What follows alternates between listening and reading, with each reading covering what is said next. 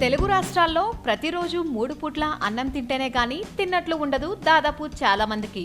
పని చేశాం తినేశాం ఇవాల్టికి అని ఆలోచించేవారే అందరూ.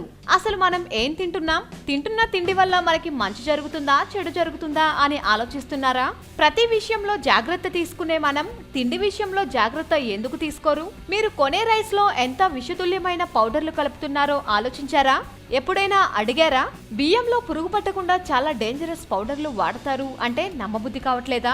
బోరిక్ యాసిడ్ మన ఇండియాలో విచ్చలవిడిగా దొరుకుతుంది, కానీ మిగతా దేశాల్లో ఇది బ్యాన్.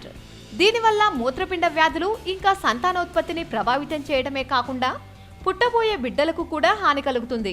ఇంట్లో వాళ్ళైతే 3 లేదా 4 సార్లైనా శుభ్రంగా కడిగి వండుతారు, కానీ హాస్టల్స్ లో, మెస్సుల్లో, రెస్టారెంట్స్ లో ఇలాంటి పరిస్థితి ఉండదు. డబ్బులు దండుకునే పనిలోనే ఉంటారు.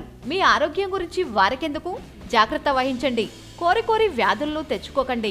బయట తినే ముందు 1కి 2 సార్లు ఆలోచించండి. శుభ్రంగా చేసే హోటల్స్ లోకి మాత్రమే వెళ్ళండి. మీరు బియ్యం కొనే ముందు పురుగు పట్టిందో లేదో చూసుకొని ముందే గమనించి తీసుకోండి. ఒకవేళ పురుగు పట్టినట్లు అనిపిస్తే ఎండలో ఆరబెట్టండి. ఏదైనా మెటల్ డబ్బాలు కానీ గాలి కూడా దూరకుండా ఉండేలా బియ్యాన్ని స్టోర్ చేసుకోండి. ఇలా స్టోర్ చేసిన బియ్యాన్ని తడిగా ఉండే ప్రదేశాల్లో అస్సలు పెట్టొద్దు. అంతేకాదు వేపాకులు కానీ, అల్లం కానీ, వెల్లుల్లి రెబ్బలు కానీ, పసుపు కానీ, ఉప్పు కానీ మీరు స్టోర్ చేసుకునే బియ్యంలో కలిపి పెట్టుకుంటే ఎటువంటి పురుగు పట్టకుండా ఉంటుంది. మీ ఆరోగ్యానికి ఎటువంటి హాని ఉండదు. మిమ్మల్ని అలర్ట్ చేసే న్యూస్ తో మళ్ళీ మీ ముందుకొస్తా. సబ్స్క్రైబ్ చేసుకుని టచ్ లో ఉండండి.